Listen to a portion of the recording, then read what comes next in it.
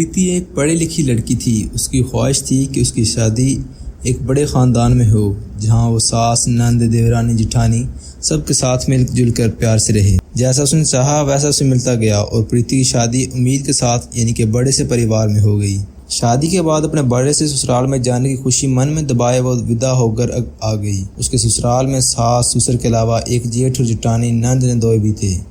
लेकिन असल ज़िंदगी टीवी सीरियल की रिश्ता क्या कहलाता है जैसे नहीं होती, इसलिए शादी तो हो गई थी लेकिन असल झटका लगना भी बाकी था। शादी के कुछ दिन बाद देखो बच्चों, आज से आपके नाश्ते में पिज्जा, बर्गर, पिस्ता, नाश्ता जो भी खाना हो आप चाची को बता देना। चाची चटपट बनाकर तैयार कर देगी। आज से चाची आपकी बेस्ट फ्रेंड है। अरे चाची, आपके हाथ में तो जादू है, जादू। आप इतना टेस्टी खाना बनाती हो, मैं तो उंगली चाटता रह जाता हूँ। अब एक काम करना, शाम को मेरे लिए पिज्जा बना देना। अच्छा ठीक है, लड्डू पक्का बना दूंगी। अरे प्रीति, ये क्या ला रखा है तुमने? ऐसी कौन सी गट्ठी चिता दी है लड्डू और गुड़िया को कि दिन भर चाची चाची करते फिरते हैं? मैंने तो ऐसा कुछ भी नहीं किया, बस बच्चे हैं इसलिए थोड़ा लाड प्यार कर लेती हूँ, और क्या। दोनों देवरानी जिठानी बात कर ही रही होती है, तभी सास वहाँ आ जाती है। इतना प्रीति बहू, तुम्हारी तो इस साल सावन की पहली तीज है। अपने घर में बात कर ली ना भाई। हमारे यहाँ तो तीज तो मायके से ही आती है, बहू के यहाँ से। जी माँ जी, मम्मी का फोन आया था, वो 1-2 दिन में सब सामान भिजवा देंगी। कल आज की बात है और मैं इस प्रीति से उम्मीद करना ही बेकार है। इसके घर वालों ने तो पहली तीज ही रो रो कर भेजी थी, अब तो मैंने सोचना ही छोड़ दिया है। कहकर पुष्पा वहाँ से चली जाती है। प्रीति देखती है कि सास के ताने सुनकर प्रिया की आंखें भर आती है। प्रिया की माँ पिताजी नहीं थे और भैया भाभी कभी कुछ सामान भिजवा देते, कभी भूल जाते, जिसके कारण प्रिया ससुराल में ताने सुनने को मिलते थे। ये लीजिए बहन जी, ये आपकी साड़ी है और ये भाई साहब का जोड़ा, बाकी सब खाने पीने का सामान है। अच्छा प्रीति को जरा बुला दीजिए, इसने कुछ सामान मंगवाया था तो वो इसे दे दूं। अपनी समधन की बात सुनकर पुष्पा हंसते हुए प्रीति को आवाज लगाती है। जी माँ जी, ये ले बेटा तेरा पैकेट पकड़ जो तूने मंगवाया था। प्रीति पैकेट लेकर रसोई में जाती है और जिठानी के हाथों में थमा देती है। ये लीजिए भाभी, आपका पैच का गिफ्ट आपके लिए।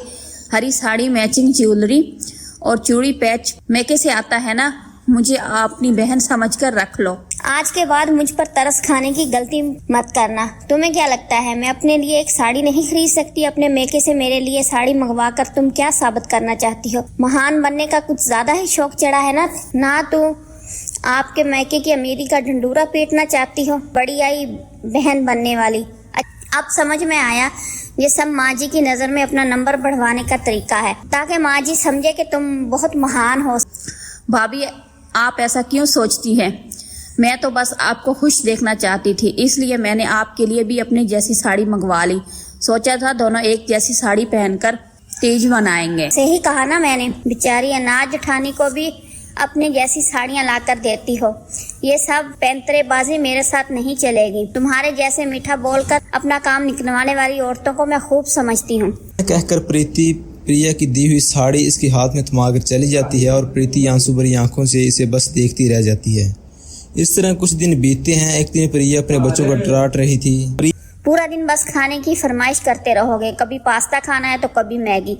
पढ़ाई लिखाई में दोनों एकदम जीरो हो गए।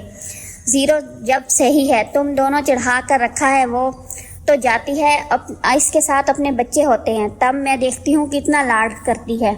मामा, आप ऐसा क्यों बोल रही हो? प्रीति चाची तो हमें आपसे भी ज्यादा प्यार करती हैं। आपसे किसने कहा हम पढ़ते नहीं हैं? शाम को जब आप सब्जी लेने जाती हो तो चाची हमें पढ़ाती हैं। ना जाने मेरे बच्चों पर कौन सा मंत्र मारा है इसने कि आज मेरे बच्चे मुंह से ही जुबान लड़ा रहे हैं। ये उससे बड़बड़ाती प्रीति के पास जाती है। अगर माँ बनने का इतना ही शौक है तो अपना बच्चा पैदा कर लो ना, मेरे बच्चों को पीछे क्यों पड़ी हुई हो? और एक बात कान खोलकर सुन लो, मेरे बच्चों से दूरी रखना। तुमने ना जाने क्या मंत्र मार दिया है कि मेरे बच्चे हर बात में चाची चाची करते रहते हैं, जैसा कि हमने तो आज तक इनके लिए कुछ किया ही नहीं। मैं नहीं होती हूँ पढ़ाने का क्या मतलब? बच्चों के मन में यही भरना चाहती हो ना कि इनकी माँ को इनकी कोई फिक्र नहीं और चाची तो इनके लिए जान भी दे देगी। मैंने बच्चों को कोई गलत बात नहीं सिखाई। मैंने कभी नहीं कहा कि मुझे अपनी माँ को हो, फिर भी बच्चे आपके हैं और अगर आपको पसंद नहीं है तो मैं आज से आपके बच्चों से दूर ही रहूंगी। इस घर में वो जितना भी अच्छा बनने की कोशिश करती है, उल्टा उतनी ही उसकी मुसीबत गले पड़ जाती है। अगले दिन सवेरे प्रीति की नंद स्वीटी अपने पति राकेश के साथ उसके घर आती है। प्रीति पैर छूकर उनका अभिवंदन करती है। अरे आइए दीदी, बहुत दिनों के बाद आना हुआ। हाँ भाभी, परेशान ना हो, अब आ गई हो ना तो जल्दी से जाने वाली नहीं हूँ। मतलब ये कि मुझे डॉक्टर ने बेड रेस्ट बताया है, इसलिए आपके पास रेस्ट करने आई हूँ। माँ बता रही थी कि आपका बड़ा शौक है सबके काम करने का, अब खूब सेवा कर लेना, बढ़िया मौका है। हाँ हाँ, क्यों नहीं, आपका भी तो घर ही है। पूरी आती कार से रुको अब। प्रीति के आने के बाद अब घर का काम पहले से बहुत ज्यादा बढ़ गया था। प्रीति पूरा दिन घर के काम और खाना बनाने में लगी रहती। स्वीटी की भी प्रीति पूरे मन से सेवा कर रही थी। क्या नया चलन चला रही हो तुम घर में, हाँ? और हर समय घूंघट में लिपटे हुए संस्कारी बहू बनकर क्या साबित करना चाहती हो कि ये आदर्श बहू बनकर दिखा रही हो ना? इससे कोई खुश नहीं होने वाला। बस तुम्हारे चक्कर में मुझे जरूर बातें सुनने को मिल जाती हैं। यहाँ आप देखो, तब स्वीटी के आगे पीछे घूमती रहती हो। आज तुम सर पर चढ़ाओगी ना तो आज तो कल को झेलना भी मुझे ही पड़ेगा। तुम्हें तो अच्छाई की बीमारी है ना, जरूर तुम्हें कोई अच्छाई का कीड़ा है। प्रीति बात को बढ़ाना नहीं चाहती थी, इसलिए जिठानी के बातों का जवाब दिए बगैर वो वहां से अपने कमरे में लौट आती है।